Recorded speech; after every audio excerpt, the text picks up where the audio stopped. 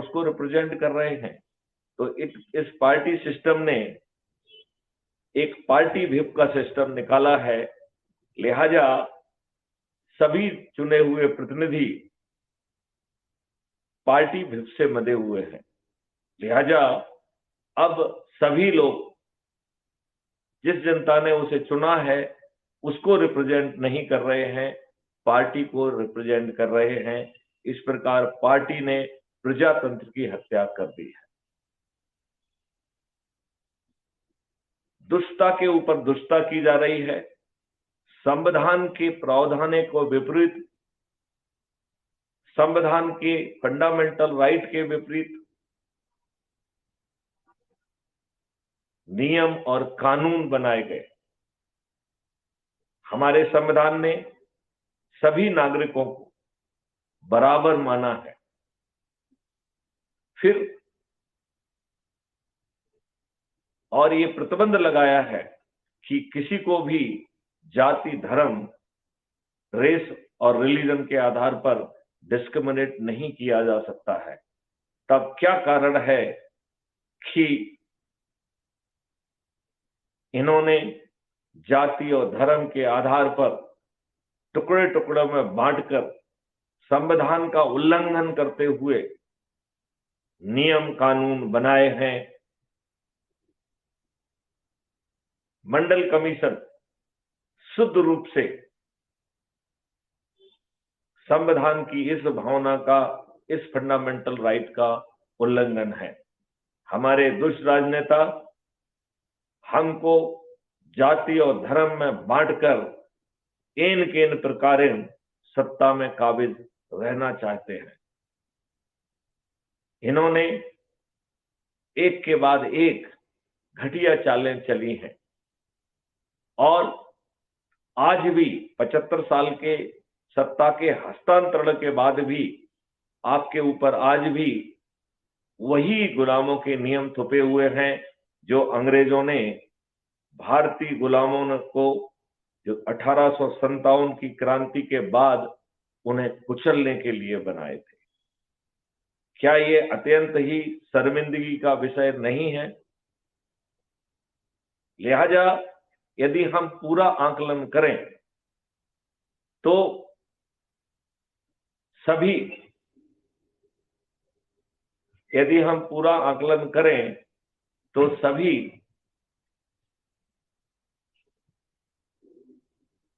नेता irrespective of party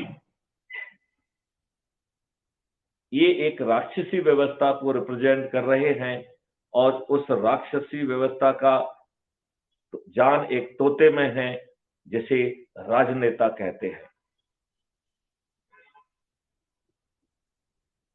इस राजनेता रूपी तोते को बिना पराजित किए इस देश में कोई भी परिवर्तन आना संभव नहीं है।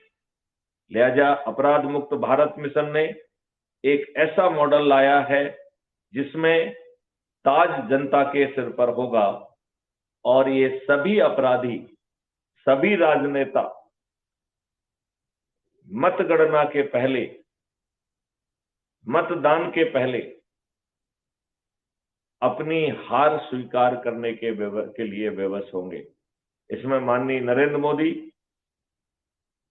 माननीय प्रधानमंत्री जी, श्री अमित शाह, माननीय गृह मंत्री जी समेत सभी राजनीतिक पार्टियों के ऐसे राजनेता जो 2-2, 3-3, 4-4, 5-5 बार से विधायक, सांसद, मंत्री और मुख्यमंत्री हैं, जिनके द्वारा चुनाव का लड़ना, जीतना, मंत्री और मुख्यमंत्री बनना अपनी बापोती समझ के रखी है। इतना ही नहीं, उनके बच्चों की भी यही सोच है कि उनके पिता के बाद ये बापोती उन बच्चों की है। लिहाजा ये मॉडल इतना पावरफुल है कि ताज भी आपके सिर पर होगा और ये सभी राजनेता पराजित हो जाएंगे और 5 सर्टेनिटी के साथ अपराध मुक्त भारत जमीन पर होगा और 21 लक्ष्यों के साथ महापरिवर्तित भारत आपके पास होगा, जो कि इस देश को गुलामों के नियम कानून से मुक्त करेगा, जो प्रशासनिक व्यवस्था को पारदर्शी और अकाउंटेबल बनाएगा, उसे संवेदनशील बनाएगा। यदि व्यवस्था में बैठे लोग जानबूझकर गलत निर्णय लेते हैं या विलंब से निर्णय लेते हैं, तो उन्हें लाखों में क्षतिपूर्ति देना होगी। आज जो शासकीय सेवा में है, ये सभी शासकीय सेवा गुलामी से भरी हुई है। चंद मुट्ठी भर अंग्रेज उसी कंडक्ट रूल के माध्यम से, उसी एसीआर के माध्यम से, उसी पदोन्नति के माध्यम से और प्लेसमेंट और पोस्टिंग के माध्यम से इस पूरी व्यवस्था को गुलाम बनाए हुए हैं।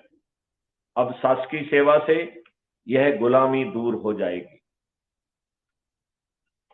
आपकी एसीआर कोई वरिष्ठ अधिकारी नहीं लिखेगा, आपका बॉस एसीआर नहीं लिखेगा, आपका काम आपकी एसीआर लिखेगा। और जब आप काम कर रहे होंगे, उसी समय उस काम के सभी एट्रीब्यूट को एक्सट्रैक्ट करके एक परफॉर्मेंस इंडेक्स में कन्वर्ट कर दिया जाएगा और वही परफॉर्मेंस इंडेक्स आपकी एसीआर होगी। आपको इसी क्यूमुलेटिव परफॉर्मेंस इंडेक्स के आधार पर पदोन्नति मिलेगी व पदस्थापनाएं मिलेंगी। लिहाजा अब आपकी एसीआर, पदोन्नति और पदस्थापनाएं पारदर्शी तरीके से आपके काम के आधार पर होंगी। अब गुलामी का चौथा स्तंभ है आज का कंडक्ट रूल, जो ये कह रहा है कि चाहे आपका बॉस दुष्ट क्यों ना हो, दुष्चरित्र क्यों ना हो, इन दुष्ट राजनेताओं का चरण सेवक क्यों ना हो और इनकी चाटुकारिता में वो गलत निर्णय क्यों ना ले रहा हो, उसका आदेश मानने के लिए आप विवश हैं। और यदि आप उसका आदेश नहीं मानते हैं तो आप बर्बाद हो जाएंगे। वो आपको जो है सस्पेंड करेगा, आपकी डीओ करके कोर्ट मार्शल करके आपको डिसमिस भी कर सकता है।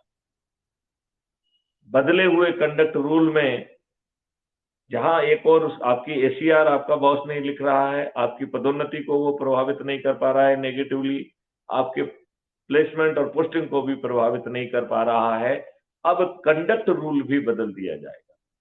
कंडक्ट रूल के तहत यदि आप अपने बॉस के गलत आदेश को मूक दर्शक की तरह मान्य करते हैं, तो यह जघन्य अपराध होगा और आपके बॉस को जो सजा मिलेगी वो उसके आप भी भागीदार होंगे।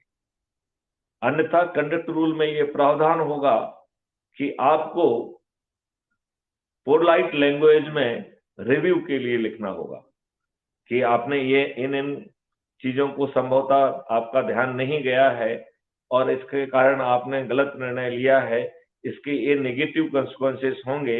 लिहाजा अनुरोध है कि इन तथ्यों पर पुनर्विचार करके निर्णय लेने का कष्ट करें। अब boss is a boss in the sense कि जो आपका वरिष्ठ साथी है उसे निर्णय लेने का हक है।